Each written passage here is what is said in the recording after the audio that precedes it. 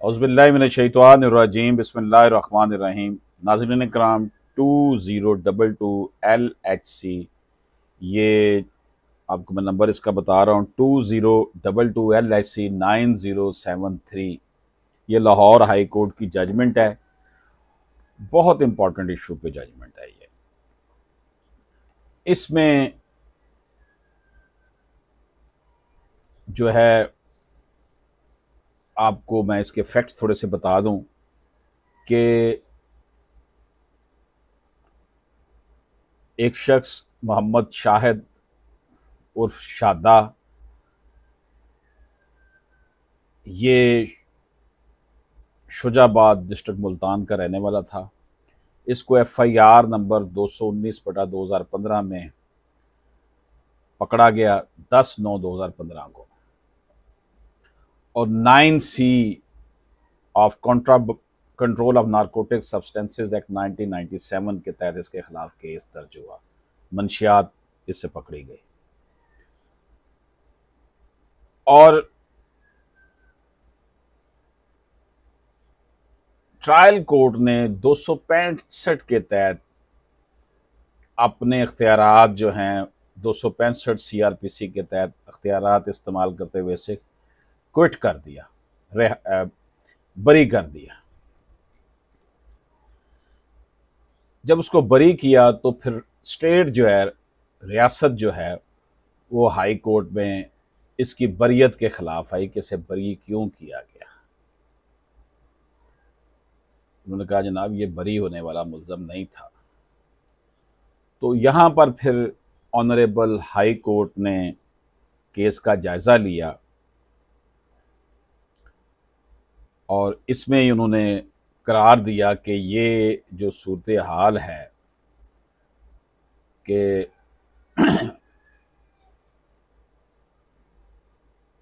in the instant case, after recovery of contraband chairs from the respondent, the investigation was conducted। कि जब अब high court ये ले रही है जायज़ा कि इसको रिहा कर दिया है सेशन कोर्ट ने, ट्रायल कोर्ट ने, वो कह रही है कि जब चर्स मुल्ज़म से पकड़ी गई, इन्वेस्टिगेशन में ये साबित हुआ, and he was sent to stand trial, और उसको ट्रायल का सामना करना पड़ा।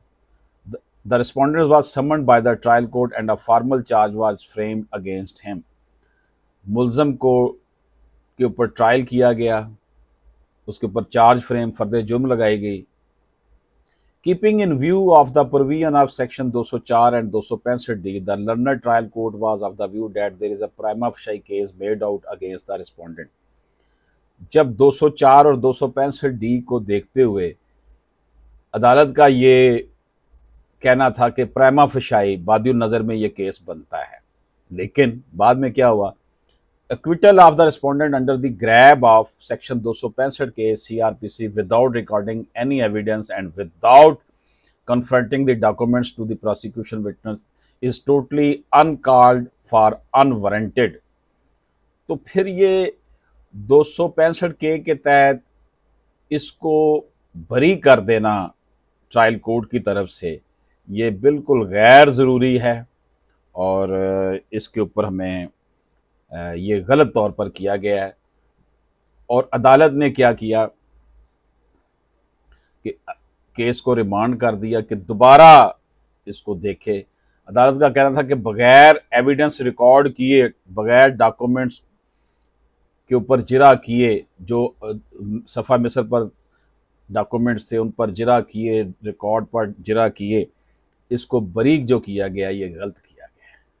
ये स्टोरी है इस केस की, नाज़रीन इकराम, जो मैं आपको बताना चाह रहा था कि ये केस रिमांड हो गया। अब इस केस में जैसे मैंने आपको अर्ज़ किया कि इस केस में जो है वो ये सूरत हाल बनी हुई। नाज़रीन, जैसे मैंने आपकी खिदमत में अर्ज़ किया कि 9C का केस, चर्स बरामद हुई, मुल्ज़म पकड़ा गया, मुल्ज़म को समनिंग की गई, उसको पर फर्द जुर्म आयद की गई। ट्रायल कोर्ट ने prima facie case made out होते देखते हुए फर्द जुर्म भी आयद कर दी, लेकिन बाद में 265 के तहत अदालत ने उसे बरी कर दी। ये मैंने तफसील के साथ आपको भी बताया है।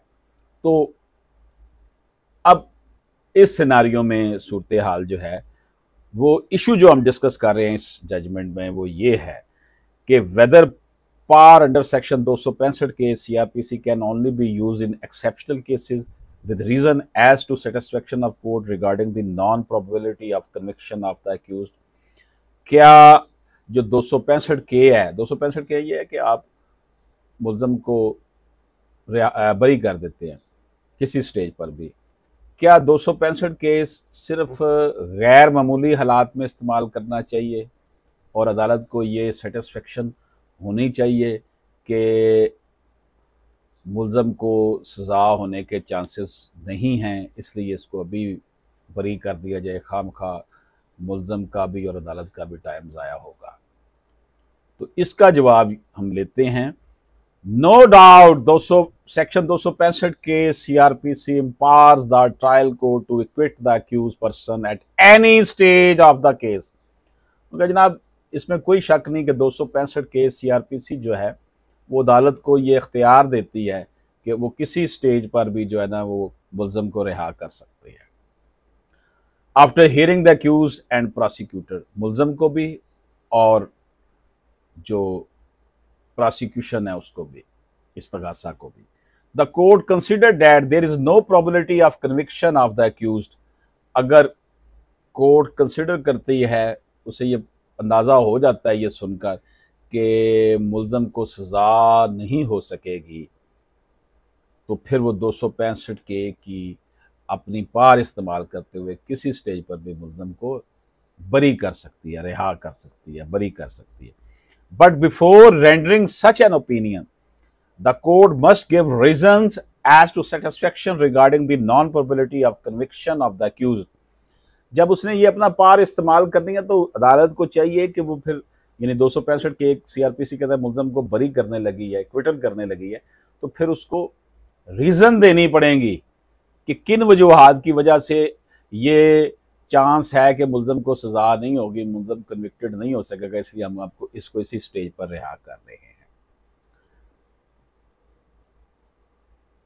तो क्या हुआ जनाब, पार under this section can only be used in exceptional cases where the court reach the conclusion that the prosecution has no case against the accused and there is not an iota of the probability of this conviction। अदालत 265 के का इस्तेमाल बहुत सोच समझ कर और गैर मामूली हालात में, एक्सेप्शनल केसेस में करेगी, जब वो ये समझे, इस मामले में कंक्लूड कर चुकी हो कि मुल्ज़म को सज़ा कोई नहीं होनी, इसलिए बेहतर है इसको छोड़ दिया जाए। तो ये नाज़रीन हमने आपको की खिदमत में ये इशू जो था ये डिस्कस किया। इजाज़त दीजिए, अल्लाह हाफिज़।